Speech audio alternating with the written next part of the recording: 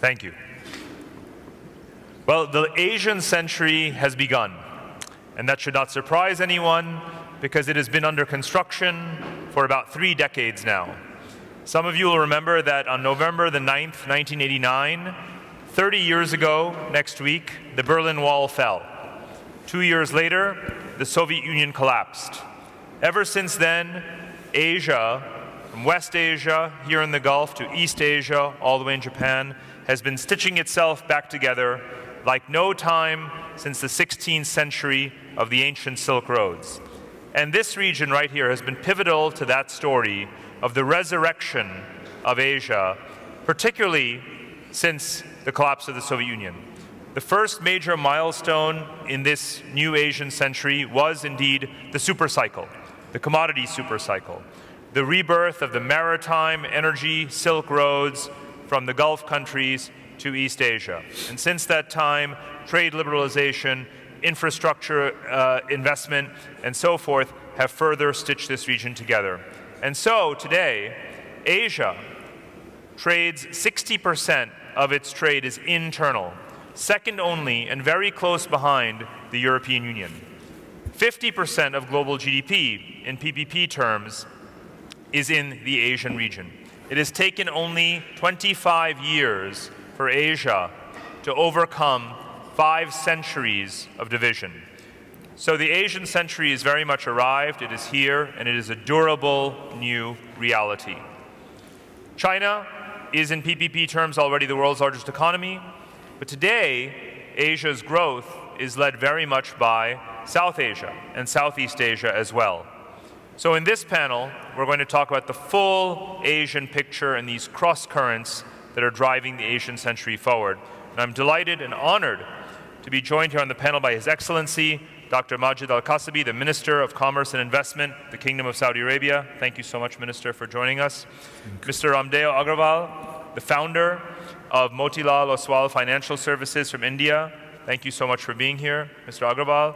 And Mr. Xiao Zhu, the Chief Investment Officer of China Merchant Bank and CEO of CMB International Capital. Thank you as well for being here. Your Excellency, Minister, if I can begin with you, please. The Kingdom is very much in favor, again, as an investment destination on the back of the reforms that have been undertaken and announced, of course, the planned Ramco IPO, and other factors.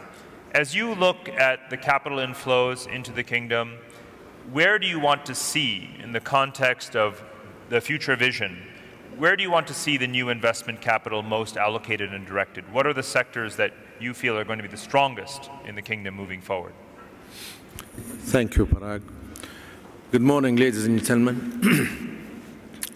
As you know, Saudi Arabia is the largest economy in the area. Saudi Arabia is a G20 member. The fact is that in both Saudi Arabia have achieved a top reformer and a top improver in the Doing Business report of the World Bank is a testimony to the progress we have taken to ease of doing business and to fight bureaucracy. Saudi Arabia has a unique mix of blend of competitive advantages.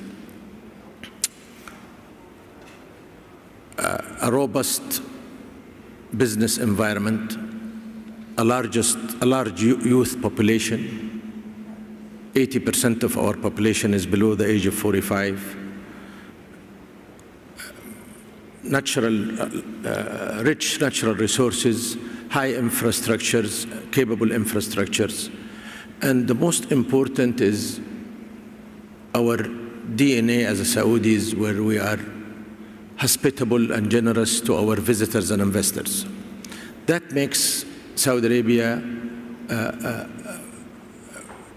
is a land for opportunities, especially coupled with the unleashing of a lot of sectors in mining, health, tourism, entertainment, culture, logistics. All of this makes Saudi Arabia is a land of opportunities for the future. coupled with the mega projects that Saudi Arabia Vision 2030 have taken, like NEOM projects, the Red Sea project, and the Mala project, and Al Qiddiya project. Saudi Arabia has a unique, rich blend of the sun and the sea and the sand and archaeological sites, which makes it unique. And all of this combined make Saudi Arabia have an unprecedented opportunity, create an unprecedented opportunities for investors to invest. You have drawn investment from all over the world, but as part of this Asian story, in particular, China and other Asian countries have been increasingly active investors in the kingdom. Tell us your view on the new Asian economic and financial partnerships. Let me read some of the statistics I found out, which is amazingly astonishing. You know that 60% of the population, of the world population, is in Asia, and 40% of our GDP, world's GDP is but amazingly, 64% of the global cargo traffic is coming from Asia. 65% of patent filed is coming from Asia. 48% of global international students are from Asia. 39, almost 40% of global travelers are from Asia. And 33% of global goods trade are Asia. Asia is, if you look at Asia and you can divide Asia into different tiers. China is a tier by itself, is iconic economy and a standalone economy. Then you have the Japan and Singapore and India, which are the matured and developed. And then it comes to the Vietnam and Bangladesh, and they are the newcomers of. And then we are the Middle East, where Saudi Arabia, I think, fit as a connector between Africa and Europe and Asia, because connectivity today, with the world changing and consumer behavior and product service delivery patterns and technology changes, so Saudi Arabia could be, and the Middle East could be, a global connector and a hub to Africa and Asia and Europe. It's an excellent articulation of the vision for Saudi Arabia's role, not only with respect to Asia, but as you just said, as a connector and a hub between regions, and that's, of course, the advantage of this geography. Mr. Shao, the minister said that China is an iconic economy, and indeed, despite the fact that it is slowing down in terms of nominal growth rate, China does have very ambitious plans to drive its next wave of growth. So please shed some light on that for us. Okay, thank you. Well, I think it's the China economy developing so fast in the past 30 years. Our bank, China Merchant Bank, we have almost a similar story as our economic development in the past 30 years. We have 32 years history, just almost from zero to today's market value of $130 billion US. So we are now become the leading commercial bank in China. If we see the future development of China, of course, we have a little bit slowly compare our previous growing rate. Now 6%, I think still very high, very high. But in China, we think we can, a couple of aspects, we still can keep the whole economy move forward. The first area, I think, it may be the 5G and the 5G related industry. This is probably one of the few areas Chinese company advanced a little bit in the world. For the whole 5G and the 5G infrastructures, that will be a huge investment, not just in China, but also in the world. I think like Huawei, they won probably more than 60 contracts worldwide. That will be one of the drivers for the economy to be move forward in next 10, 20 years. And in other areas, as renewable energy, India and China are two big buyers for Saudi crude oils. Just Mr. told me China become the #1 trade partner with Saudi. I think crude oil probably cost account maybe big numbers in there. However, in order to build safety strategies, national safety strategies, I think in China, not just rely on the overseas crude oil supply, we also need and build renewable energy system. I can tell you right now, the cost of the renewable energy are really substantially lower compared 5 or 10 years ago. So the government subsidy also substantially reduced in the past 2 or 3 years. Now, maybe from next year, we will no subsidy for wind power, no government subsidy to that. That means this industry or this equipment industry have a great potential development in near future. Another area I think is urbanization still in China. Now we have about 50 to 60% urbanization ratio, but still lower than developed countries. They have 80, 90% urbanization ratio. If more urbanization, I think, even in India, I think the similar. If we have more urbanization, we have more consumption, that's also could become the driver to move forward the whole economy. Another area I think is healthcare. The healthcare expenditures we think in China is about 60% to GDP. It's still just a 1/3 compared to American. I'm not very sure how about Indian. I think it's also have a big the movement and still have space to be increased. So the China now have a new personal pension system and insurance program, and also encourage the more research on new drug and new medicine equipment and digitalization. You know, a lot of such policies have been adopted. So this is also, I think, a great development future for whole economy. And another part is education. Both Indian and ours, we send 1 million students to the Western countries, from primary school, middle school, or university. On one side, you say the education standard is good.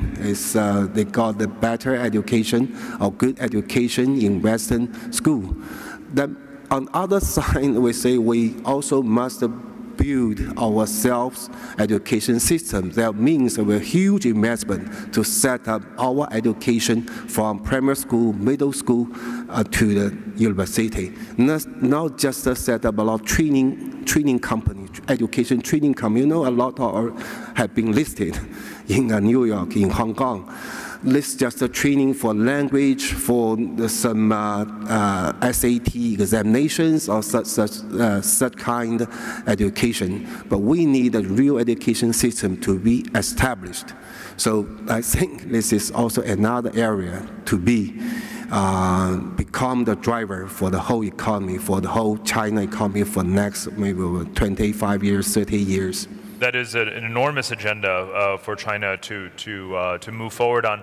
Some of the areas that you've identified that are hard and soft infrastructure, whether it is 5G, renewable power and ports, or soft infrastructure like healthcare technologies and education.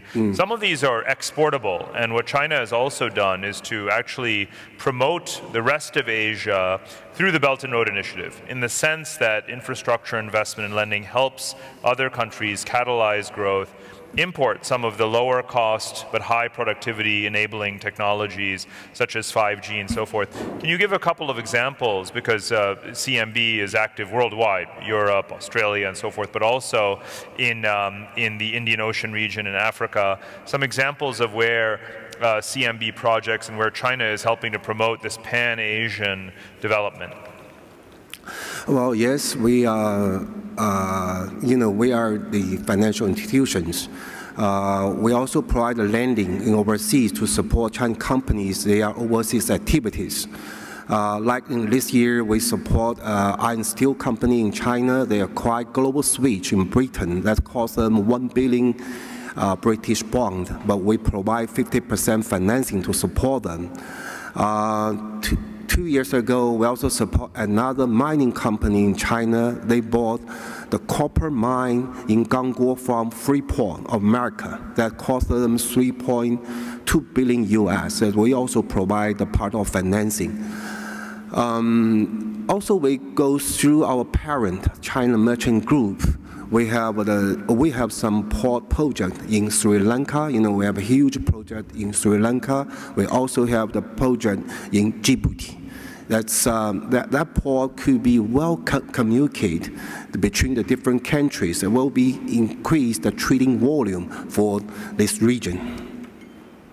Very interesting. So I think that China's infrastructure push is something that is actually very much in demand from some of the partner countries in the region. India sits at the middle, really at the heart of the East-West connectivity between West Asia and East Asia, and the Prime Minister has been resoundingly re-elected. Prime Minister Modi was also here at the FII and got rave reviews for his presentation just the other day. So talk to us, Mr. Agrawal, about the trajectory for India going forward. We know that the growth rate has taken off. It may have come back down a little bit, but it's still very, very strong. Some of the fundamentals are certainly there. The urbanization rate is accelerating. Talk to us a bit about the next wave of structural reforms and potential in India. Okay. See, the India story is very, evolving story, and we call it India the next trillion-dollar opportunity. What happened was India got independence in 1947. It took 60 years for the country to reach $1 trillion GDP. That was in 2007. Now we are about 2.8, 2.9. And as Mr. Modi says, that by 2025, we want to be $5 trillion economy. So this journey of India, and let me tell you, India is growing in last 30, 40 years at the rate of 9%, 8.5 to 9% dollar GDP growth rate. So that is a relentless compounding at that pace. So we are going to touch from current 2.5 to 5 and 5 to 10 in next 15 years. This journey is extremely high probability that this is going to happen. Nobody can say about 100%, but I would say 99.9%. This is happening. Now, what is the significance of this particular journey? We are 1.3 billion, 1.35 billion people. Per capita income is very low. The global average is upwards of $10,000, $12,000 per capita. We are at $2,000 per capita. When the GDP goes from 1,000 to 2,000, the discretionary spend goes from literally $100 to $1,000. So what is the doubling of GDP is 10x for discretionary spend. And when GDP goes from 3 trillion to 10 trillions, the discretionary spend will go up by 20x, 30x. So the opportunities for all the entrepreneurs, all the global investors, is across the board. I mean, you name it, from the petrochemical, from energy to infrastructure to education to banking to insurance. I mean, we are still opening up our insurance. So there is no, whatever you know best, wherever you are best, you have to be there. Because this is a land of opportunity. This is happening. This will happen. Now the issue is who takes the lead in terms of going and establishing themselves. There are some execution difficulties, but that's what the early movers will be able to. And this government, Modi government, is extremely hell-bent. I mean, I think in second term, I wish he fulfills the promise of business. Government has no business to be in business. Minimum government, maximum governance.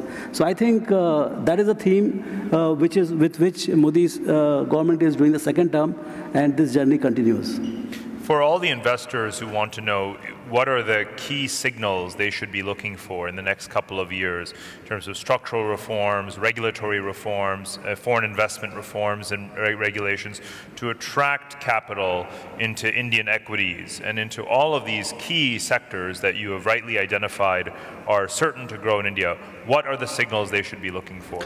Very immediate signal clearly is the government pushing back from the what you call public sector undertakings, the state-owned enterprises.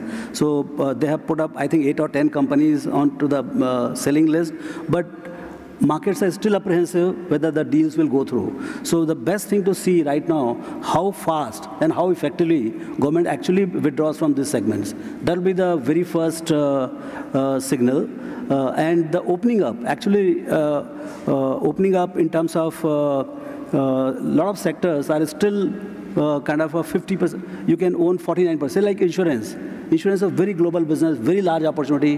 When you go from 3 trillion to 12 trillion, 15 trillion, the insurance sector is going to become very large. But you are allowed to own only 49%. If those kind of reforms come in, you're allowed to own 75% or 100%. You will see a rush of capital into the country. So I think it is all about few of the government restrictions on entry of ease of doing business. You might have seen India moving from 143 to 76, and this time I think it has come down to 63. So this is the fastest, improvement in ease of doing business for anybody. We just announced, I mean, this new government immediately announced the corporate tax rates to be the lowest, amongst the lowest in the world. So they are saying that India has to create unlevel playing field. For global investors to come, you see half the world is sub-zero. $17 trillion of bonds are sub-zero. So the world is looking for a place where they can dump their few trillions. India is getting ready, and they are trying to create unlevel playing field where India becomes the most interesting place to do business. So I hope this happens. And India's exports are also very, very strong coming out of the inward investment in innovation. You mentioned to me earlier, India's software exports last year stood at $140 billion. Yes. So they've touched a record as well. And that's a set of exports, obviously, that's very complementary to developing Asian economies like Saudi Arabia. And so it's no surprise that the kingdom has been strengthening its relationships with India, in addition to the strong relationships in technology and investment that it already has with Japan and China. Minister. If I may, I think the key issue, or what is behind the recipe of success of India and other Asian countries. I think the hunger to reform and perform and to transform. All these countries they've been called the recession-free countries or the sweet spots and all of that, because they focused on innovation, they focused on their youth, they focused on having a plan and a vision, and they're looking not inward but outward. In today's world, we have to look at ourselves. The real challenge of today is what kind of a global governance do we need that will allow free trade, the transfer and the movement of talent and products and services among these nations. That's the real biggest challenge. I think Asia, or as they say, Asia is the new West, and I think because it has all the ingredients for success. Mr. Shao, what do you see as the next set of opportunities in Asia beyond those that you already mentioned? Earlier we were talking about Sri Lanka, about Djibouti, about Australia, Europe, and of course the things that are happening within China. What are the other geographies that from your standpoint, also representing the umbrella group of China Merchants Group, that you think are going to be the exciting investment destinations and high growth markets in Asia? Well, I think it's also like in India or Indonesia, because previously we have a guest, he should come in. But for those countries, I think really have, even in Shadi, I think, you say, the great also have a very great investment opportunities. I think some area like high-speed train system. This is now very successful in China already. We built a high-speed train system for the past 15 years. as you may know, Beijing Shanghai high-speed train company will go public. Probably 4 or 5 months later, they already make applications.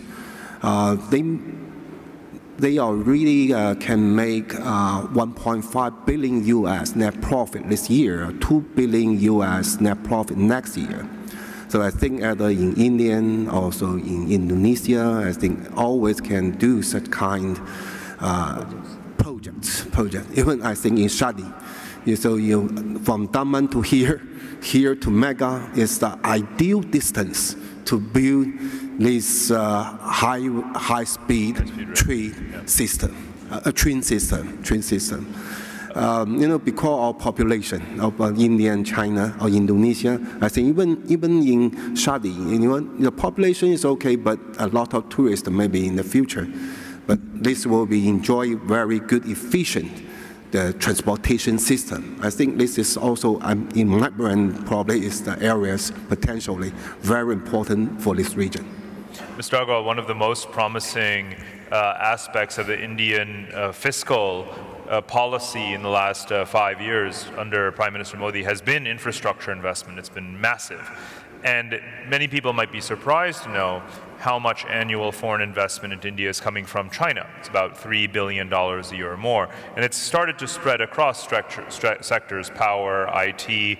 Is there an opportunity for cooperation in other areas, such as high-speed transportation? Of course, there's the dialogue already with Japan on that. But where can you see the benefits of the Chinese modernization experience being brought into India as well?